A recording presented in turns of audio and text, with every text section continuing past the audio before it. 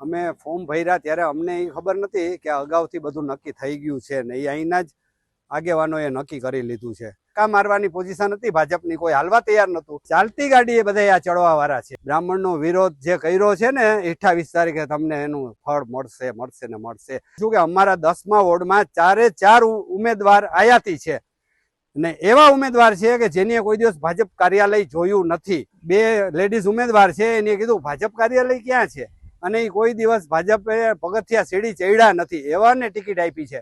તો આમાં શું મિલીભગત છે કે આવતા વર્ષોમાં ભાજપ પોરબંદરમાં 0 થઈ જશે સાહેબ, 0. કેમ કે અમે તો જમીન સ્તરના કાર્ય કરો છું. ક્યાં કાચું કપાણું છે, કેના ફોનથી, કેના લાગવગે, કેના કેવાથી બહારના ઉમેદવારોને ટિકિટ આપવામાં આવી છે. પણ તમે ખરેખર એવા માણસોને ટિકિટ આપો કે જે ભાજપનું મૂલ્ય સમજતા હોય.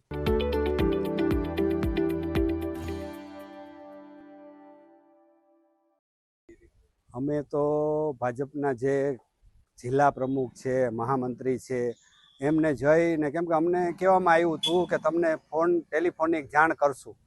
અમે ફોર્મ ભર્યા ત્યારે અમને એ ખબર નથી કે અગાઉથી બધું નક્કી થઈ ગયું છે ને એ અહીંના જ આગેવાનોએ નક્કી કરી લીધું છે.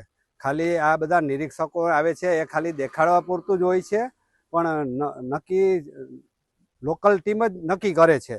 ને એમાં આખરે તો ભાજપના મૂલ્યો, જેને કહેવાય હું પાયાનો કાર્ય કરું છું, મને ટિકિટ નથી આપી, ઓકે, કાંઈ વાંધો નહીં, અમે તો પાર્ટી માટે કામ કરીએ છીએ ને કરતા રહેશું. 36 વર્ષથી આજ હું ભાજપમાં છું.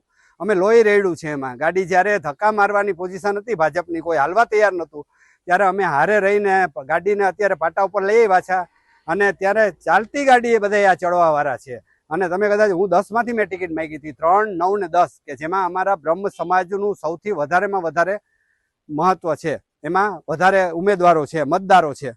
તો તમને કદાચ ખબર હશે કે આની પહેલાંય બાબુભાઈ બોલ્યા હતા કે હું બ્રાહ્મણના મતથી જ જીતું છું. તો દર ખેરે હું એમ કહું છું કે અહીંના લોકલ જે છે, હું પૂછવા માંગુ છું કે લોકલ જે જિલ્લા પ્રમુખ છે ચેતનાબેન, ડૉક્ટર ચેતનાબેન તિવારી, એ પણ બ્રાહ્મણના ઘરમાં જ છે. તો બ્રાહ્મણનો શું કામ વિરોધ કરે છે? બ્રાહ્મણનો વિરોધ જે કર્યો છે ને 28 તારીખે તમને એનું ફળ મળશે મળશે ને મળશે. બ્રહ્મ સમાજને બધા ટાર્ગેટ કરે છે, બધા સમાજ બ્રહ્મ સમાજને ટાર્ગેટ કરે છે.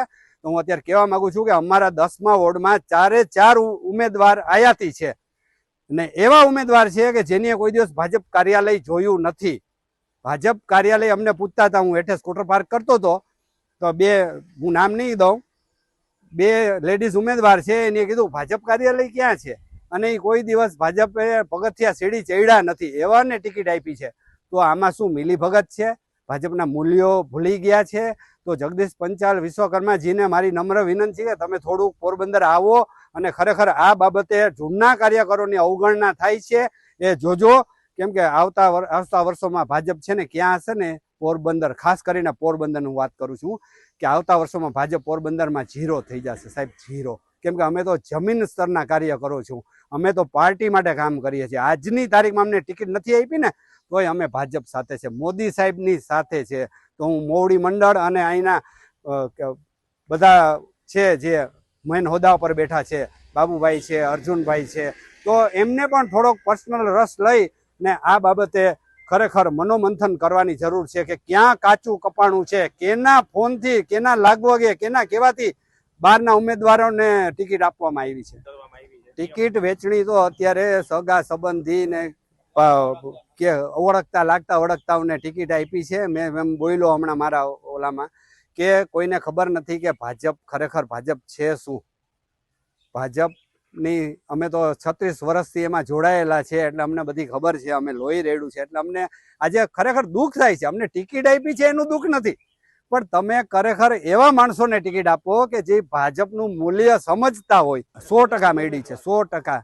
હું એમ કહીશ, એમાં કોઈ અતિશયોક્તિ નથી ને હું છે ને કોઈથી દબાવ એમ નથી કે કોઈ મને ફોન કરીને એવી ઓલી પણ નહીં કરે કે કમલેશભાઈ તમે કેમ આમ બોલ્યા. ને હું 100% કહું છું કે કોંગ્રેસને જ વધારે ટિકિટ આપેલી છે. ભાજપના કાર્યકરો જે છે પાયાને એને સાઈડમાં મૂકી દેવામાં આવ્યા છે. ને આ કેના કેવાથી આવ્યા છે?